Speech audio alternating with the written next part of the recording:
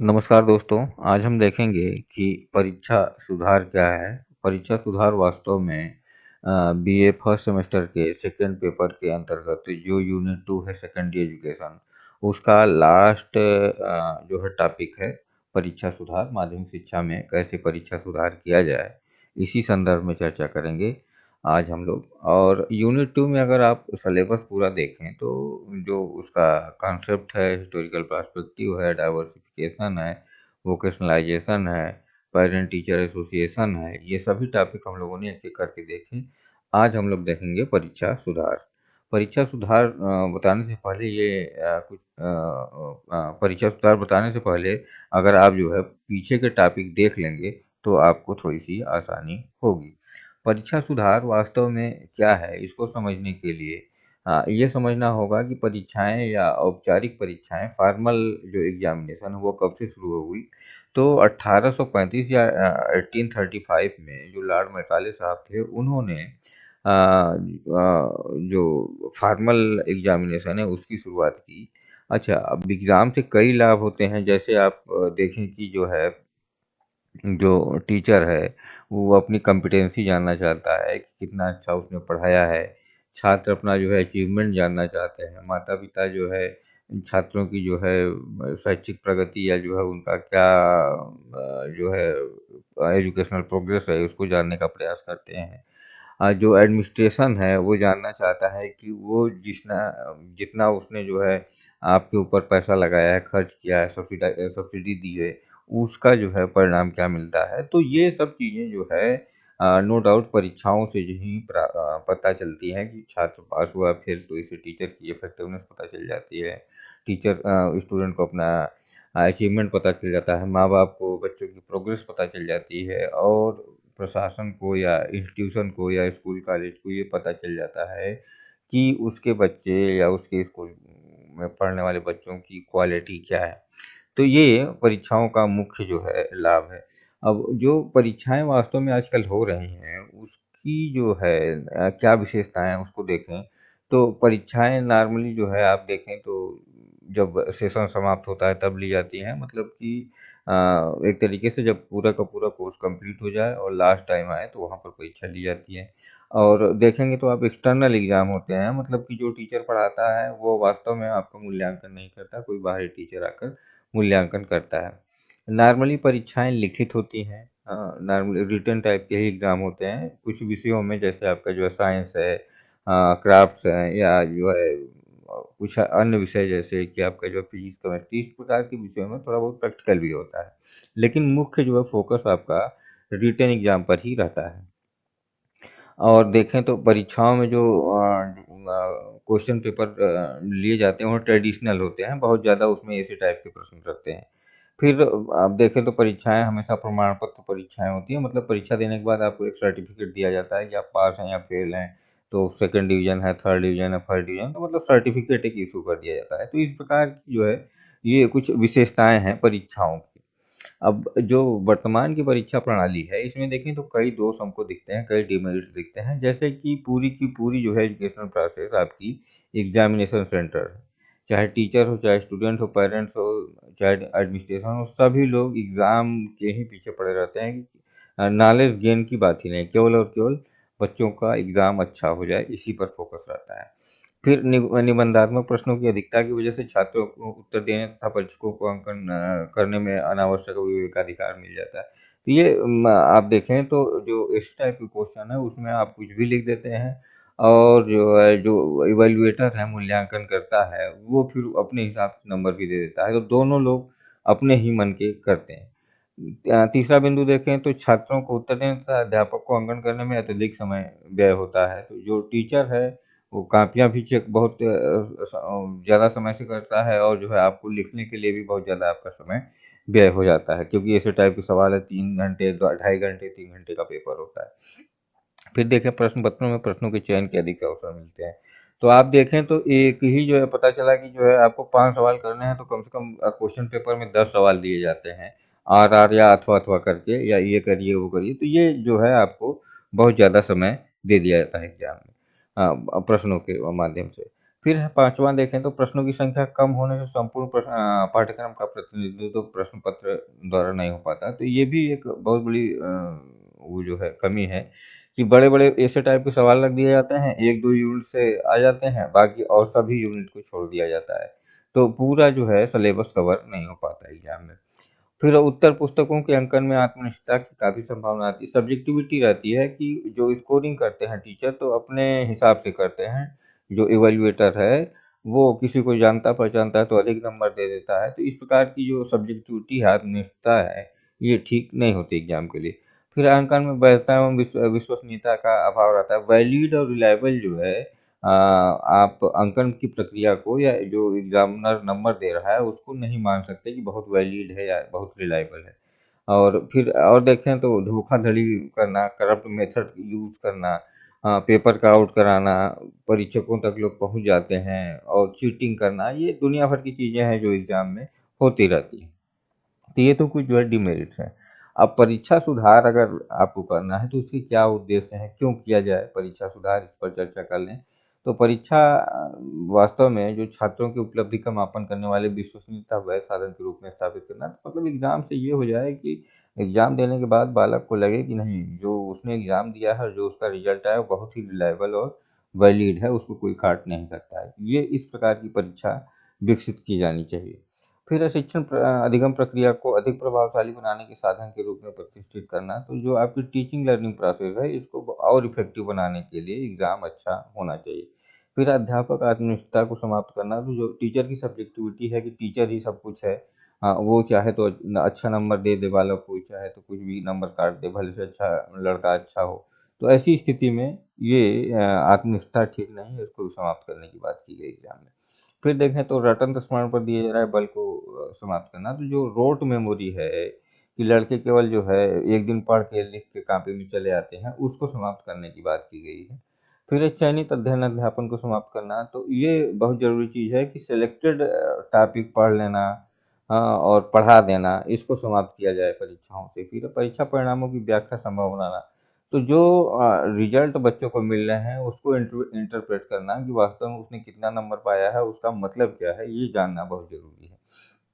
फिर देखें परीक्षा परिणामों को प्रभावशाली ढंग से उपयोग करना। तो जो रिजल्ट आया है बालक का, वो कहाँ-कहाँ यूज़ हो सकता है, और ऐसा क्या कहते हैं कि 2 कॉलेजों की तुलना करके ये पता चला कि आप देखें तो नॉर्मली कुछ जो ठीक-ठाक कॉलेज हैं, वहाँ पर नंबर कम दिए जाते हैं, और कुछ ऐसे कॉलेज जहाँ पर नकल होती है, चीटिंग होती है, तो एक बच्चा जो है, जो पढ़ने-लिखने वाला 60 नंबर पाता है, और वहीं न पढ़ने-लिखने वाला बच्चा नकल से 80 नंबर 100 नंबर तक पा जाता है। तो ऐसी स्थिति में इसका जो है सही ढंग से एग्ज़ाम का उपयोग नहीं हो पाता, तो इसको सही करना पड़ेगा। फिर परीक्षा संचालन में गति लाना, तो परीक्षाओं जो हो रही हैं उनका सही समय पर करवाना ये ज़रूरी है। शिक्षण सामग्री में आवश्यक सुधार करना, तो जो टीचिंग मटेरियल है उसको जो है एग्ज़ामिनेशन के पॉइंट ऑफ व्यू से सही करना, सुधार करने की बात की गई है। अब देखें परीक्षा सुधार के विभिन्न आयाम क्या हैं, कि कौन-कौन से जो है डायमेंशन में, क्राइटेरिया में आप परीक्षा सुधार कर सकते हैं। तो पहला जो है, वो है लिखित परीक्षा में सुधार, फिर है मौखिक परीक्षा में सुधार, फिर प्रयोगात्मक परीक्षा में सुधार। तो मतलब जितने भी आप डायमेंशन देखेंगे एग्ज़ाम के, सब में सुधार करने की आवश्यकता महसूस की गई है। अब जैसे आपकी लिखित परीक्षा में सुधार करने के लिए क्या कहा गया है कि आपको प्रश्नों का जो प्रश्न पत्र जो है उसको सही करना पड़ेगा। जो आपके नंबर ऑफ क्वेश्चन है उसमें सुधार करना पड़ेगा, और जो है आपका जो अंकन प्रक्रिया है इसको सुधार करना पड़ेगा। तो इसमें जो है प्रश्नों को शिक्षण का उद्देश्य, पाठ्यवस्तु तथा भाषा की दृष्टि से विशेष बनाकर सुधारा जा सकता है। संपूर्ण पाठ्यक्रम से प्रश्नों का चयन करके तथा छात्रों के लिए प्रश्नों के चयन में छूट को कम करके जो है प्रश्न पत्रों को सुधारा जा सकता है। विस्तृत अंकन प्रणाली का विकसित करके अंकन प्रक्रिया को सुधारा जा सकता है। तो ये कुछ चीज़ें हैं जिससे जो है आप लिखित परीक्षा में सुधार कर सकते हैं। मौखिक परीक्षा में कैसे सुधार कर सकते हैं कि उन योग्यताओं तथा विषय वस्तु को पहचानना होगा जिनको मौखिक अभिव्यक्ति के द्वारा वापित किया जा सकता है। ठीक है? फिर है उन योग्यताओं तथा विषय वस्तु को मापने के लिए मौखिक परीक्षाओं का एक व्यापक प्रोग्राम तैयार करना होगा, और मौखिक परीक्षा में वस्तुनिष्ठता सुनिश्चित करनी होगी कि जो भी बच्चे ओरल एग्ज़ाम दे रहे हैं, वो सही बोल रहे हैं, तो उनके हिसाब से ही जो है उनको मार्किंग या स्कोरिंग करनी चाहिए। फिर देखें तो प्रयोगात्मक परीक्षा में क्या सुधार करना होगा कि इसके अंतर्गत छात्रों को क्या कहते हैं प्रयोगात्मक कौशल का मूल्यांकन करना होगा। उसके लिए छोटे-छोटे प्रयोग कराने होंगे, बहुत बड़े जो है प्रैक्टिकल नहीं करवाने, छोटे-छोटे प्रैक्टिकल करवा के बच्चों को जो है सही तरीके से ज्ञान देकर जो है परीक्षा में सुधार किया जा सकता है, प्रयोगात्मक परीक्षा में सुधार किया जा सकता है। फिर परीक्षा संचालन में सुधार करना होगा। इसके अंतर्गत जो है अनेक उपाय करने होंगे, जैसे पेपर तैयार करने के लिए पैनल बनाना, अंकन विधि में सुधार करना, अंकन प्रक्रिया का प्रयोग करना तथा भ्रष्ट तरीकों का जो करप्ट मेथड है उसको समाप्त करने की बात की गई है। ये पूरी की पूरी परीक्षा संचालन से संबंधित प्रक्रिया है। अब जो परीक्षा में जो उपकरण उपयोग हो रहे हैं या टूल जो लग रहे हैं, जो क्वेश्चन पेपर हैं, उसको भी सुधारना पड़ेगा। इसमें जो है सुधार करने के लिए वृद्धि और विकास के उन पक्षों को जानना होगा जिनका परंपरागत परीक्षा के द्वारा मापन संभव नहीं हो पाता था। इन क्षेत्रों के मापन के लिए विभिन्न उपलब्ध मापन साधनों जैसे रेटिंग स्केल, चेकलिस्ट, अवलोकन आदि का प्रयोग करना होगा। तो डिफरेंट टाइप्स के मेथड से आपको मूल्यांकन करना होगा, तभी आप परीक्षा में सुधार कर सकते हैं। अब परीक्षा सुधार में कौन-कौन से बाधक तत्व हैं, जो हर्डल्स हैं, एग्ज़ाम को जो नुकसान पहुँचाते हैं, अगर उसको देखें तो 2 टाइप के जो है आपको मिलेंगे हर्डल्स। एक जो है एक्सटर्नल एलिमेंट है, दूसरे इंटरनल एलिमेंट। तो एक्सटर्नल एलिमेंट वास्तव में एग्ज़ाम से डायरेक्टली नहीं जुड़े रहते, लेकिन जो है ये परीक्षा को नुकसान पहुँचाते हैं। जैसे आपका जो है आवश्यक धनराशि फंड है, उपयुक्त मूल्यांकन विधि है, अध्यापक तथा परीक्षकों का जो है प्रशिक्षित न होना, इस प्रकार की चीज़ें जो है आपकी एग्ज़ाम को बाधा पहुँचाती है। ठीक है? ये एक्सटर्नल एलिमेंट कहे जाते हैं। दूसरे जो आंतरिक या इंटरनल एलिमेंट है, इसमें देखिए कई लोग सम्मिलित रहते हैं। सब के सब जो है विरोध करते हैं एग्ज़ाम का। कौन-कौन की आपका टीचर है, स्टूडेंट है और जो है जो कर्मचारी हैं विभाग के जो है और संस्थाएँ हैं, सभी के सभी लोग विरोध करते हैं। सरकारें इवन सरकारें भी विरोध करती हैं। कैसे करती हैं और क्यों करती हैं, इसको अगर समझने का प्रयास करें तो छात्र जो है परीक्षा सुधार का विरोध इसलिए करते हैं कि उनको जो है पढ़ने का फिर से जो है मजबूरी में पढ़ना पड़ेगा। जो उनको जो एग्ज़ाम में संयोग के अवसर मिलते हैं कि जो ये क्वेश्चन करना, वो क्वेश्चन करना, उससे जो है उनको छूट नहीं मिल पाएगी, तो उनको अत्यधिक बढ़ना पड़ेगा। अनुचित साधनों की जो है क्या कहते हैं कि प्रयोग करने की संभावना कम हो जाएगी। हाँ, तो इसलिए जो है ये परीक्षा सुधार का विरोध करते हैं। टीचर इसलिए विरोध करते हैं कि जो है उनको फिर से पढ़ाना पड़ेगा, लग के पढ़ाना पड़ेगा, पूरी कर्मठता के साथ पढ़ाना पड़ेगा। हाँ, पूरी की पूरी जो है जो शिक्षा व्यवस्था है वो छिन्न-भिन्न हो जाएगी। हाँ, और जो कर्मचारी हैं वो इसलिए विरोध करते हैं, उनके पैसे बनाने के तरीके कम हो जाएँगे। राज्य सरकारें, केंद्र सरकारें इसलिए विरोध करती हैं कि जो है उनको अत्यधिक फंड खर्चा करना पड़ेगा। तो ये कई कारण हैं जिससे जो है परीक्षा सुधार नहीं हो पाता। अब देखें कि जो शिक्षा नीतियाँ हैं उन्होंने क्या की, तो 1980 की शिक्षा नीति ने परीक्षा सुधार में कई जो है आपके रिकमेंडेशन की हैं। जैसे पहली बात तो उन्होंने की कि परीक्षाओं की विश्वसनीयता बनाए रखने के लिए इन्हें मुक्त बनाया जाएगा। यह स्वीकार करना होगा कि छात्र को अपनी उत्तर पुस्तिका के मूल्यांकन को दोबारा निरीक्षण कराने तथा अन्य से तुलना कराने का मूलभूत अधिकार है। तो ये बहुत ज़रूरी चीज़ है, इससे ट्रांसपेरेंसी बढ़ेगी। अगर किसी बालक को लगता है कि उसका कम नंबर है, तो वो जो है अपनी मूल्यांकन या अपनी कॉपी का मूल्यांकन किसी और टीचर से करवा सकता है। तो ये अधिकार देना पड़ेगा पालकों को। फिर उत्तीर्ण या श्रेणियों के रूप में परीक्षा परिणाम घोषित करने को विभिन्न विषयों में ग्रेड के रूप में घोषित करने की प्रणाली में बदला जाएगा। तो ग्रेडिंग की जाएगी, ये बहुत ज़रूरी चीज़ है। फिर छात्रों को अपनी परीक्षा परिणामों को उन्नत करने का अवसर दिया जाएगा। तो जो छात्र है, मान लीजिए कि फेल हो गया, कम नंबर आया, तो उसको आप फिर से जो है बैक पेपर देने की या जो है फिर से एग्ज़ाम देने की व्यवस्था करनी होगी। फिर परीक्षा को विभिन्न भागों में आंशिक रूप से उत्तीर्ण करने का प्रावधान करना चाहिए। तो ऐसा ना हो कि होल-फुल अगर जो है बच्चा फेल है तो जो है फेल कर दें, ऐसा ना होना चाहिए। अलग-अलग सब्जेक्ट में, अलग-अलग पेपर में बच्चा पास है, तो उसको पास माना जाना चाहिए। इस प्रकार की चीज़ें करनी पड़ेंगी। ग्रेड करते समय स्केलिंग की जानी चाहिए। फिर है प्रश्न पत्र निर्माताओं के लिए गहन प्रशिक्षण का जो है आयोजन करना चाहिए कि जो टीचर या जो है जो व्यक्ति जो है क्वेश्चन पेपर बना रहा है उसके लिए ट्रेनिंग की अवश्य व्यवस्था की जाए। फिर है प्रश्न पत्र बनाने की सहायता के लिए प्रश्न बैंक बनाने चाहिए। तो जो ऐसा ना हो कि जो है ऑन द स्पॉट जो है क्वेश्चन पेपर बनाए जाएँ। आपको एक प्रश्न बैंक बना के रखना पड़ेगा, ढेर सारे क्वेश्चन बना के रखने पड़ेंगे और उसमें से आपको जो है प्रश्न निकालने पड़ेंगे और फिर वो बच्चों को देने पड़ेंगे। फिर है उत्तर पुस्तिकाओं के अंकन में वस्तुनिष्ठता बनाए रखने के लिए एक विस्तृत योजना बनानी पड़ेगी। तो जो सब्जेक्टिविटी है या आत्मनिष्ठता है, उसको केवल वस्तुनिष्ठता या ऑब्जेक्टिविटी से ही समाप्त किया जा सकता है। तो इसके लिए एक प्लान बनाना पड़ेगा, ऐसे नहीं हो पाएगा। नवीन परिवर्तन जैसे आपकी सपुस्तक परीक्षा है, निबंधात्मक मूल्यांकन है, प्रयोगात्मक जो कार्य हैं वो सभी के सभी करने पड़ेंगे। फिर संस्थागत मूल्यांकन तथा वह परीक्षा के लिए अलग अलग प्रमाण पत्र दिए जाएंगे। तो ये बहुत जरूरी चीज़ है कि इंटरनल और एक्सटर्नल एग्जाम के लिए दोनों के लिए आपको अलग अलग सर्टिफिकेट इशू किए जाए। फिर संस्थागत मूल्यांकन प्रमाण पत्र में उपलब्ध के गैर विद्यालयी पक्ष भी सम्मिलित किए जाएंगे। तो मूल्यांकन करते समय, इंटरनल एग्जाम के मूल्यांकन के समय आपके केवल और केवल जो है पढ़ाई लिखाई या एकेडमिक नॉलेज की चर्चा न की जाए। आप एक्स्ट्रा करिकुलर एक्टिविटी जो भी कॉलेज में कर रहे हैं, विद्यालय में कर रहे हैं, उसको भी जो है आपके सर्टिफिकेट में सम्मिलित किया जाए, जिससे ये पता चले कि आप इन कार्यों को भी पढ़ाई के अतिरिक्त अन्य कार्यों को भी करने में दक्ष हैं।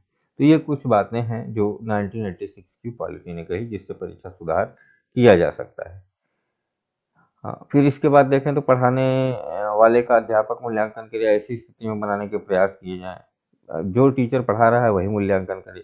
मूल्यांकन का शिक्षण अधिगम से जुड़ना और शिक्षा की कमियों को जानने में सहायक होगा। फिर संस्थागत मूल्यांकन को संभव बनाने के लिए स्कूल एवं कॉलेजों में छात्रों के अभिलेख रखने की सुविधा हो।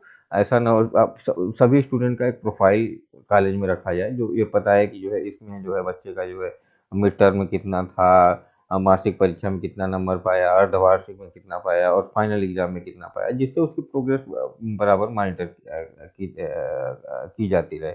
फिर लास्ट पॉइंट देखें तो अध्यापक की प्रशिक्षण एवं अभिन्यास कार्यक्रम या ओरिएंटेशन में नवीन मूल्यांकन प्रविधियां, प्रश्न पत्र तैयार करने की योग्यता, मापन आदि का विशेष ध्यान दिया जाए। तो टीचर ट्रेनिंग में भी जो है कैसे आप मूल्यांकन करेंगे, कैसे क्वेश्चन पेपर बनाएंगे, कैसे जो है बच्चों के साथ जो है डील करेंगे, कैसे जो है आप बच्चों की योग्यता का मापन करेंगे, ये सब सारी चीज़ें टीचर ट्रेनिंग प्रोग्राम में भी सिखाई जानी चाहिए। तो ये रिकमेंडेशन 1986 की पॉलिसी में की गई। Thank you very much.